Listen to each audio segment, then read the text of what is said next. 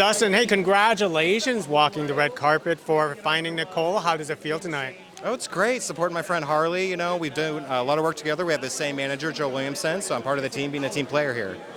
Now, of course, this film is touching a very dramatic, dark subject of domestic violence. What do you say about that?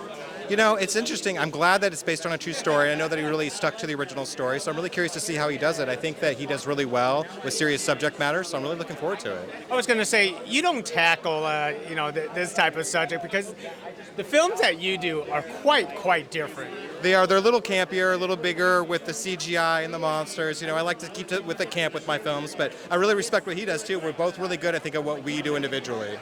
Now, of course, I know every year you always come out with a good film around the Halloween weekend.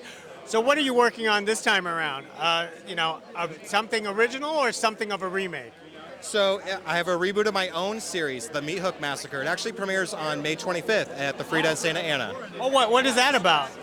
So it's about a meat hook welding maniac and his crazy sadistic family. A group of kids that are going to a concert have car trouble, and they have to go one by one to the house for help, and of course, bad things happen to them. Dustin, I always want to ask, what is your love for horror so much? The excitement, the thrill, and the creativity. It just really allows me to just expand my mind and really get all my ideas out. Well, you certainly do, but before I let you go, I always ask every horror director this question because there's always that debate, practical versus CGI. Which side are you on and why? I'm old school, so I gotta definitely go with the practical. Why is that?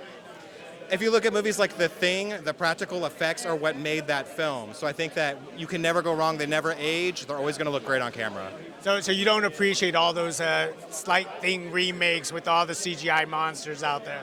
I mean, I do. I think they're fun. They're great popcorn movies. I make a lot of them myself. But I think that those also look dated with time, but with the real stuff that's on camera, it's never going to age. That is true. Well, Dustin, I can't wait to speak to you again on your next horror project. Thank you so much. Let's have fun. Yes. Thank you. Thank you.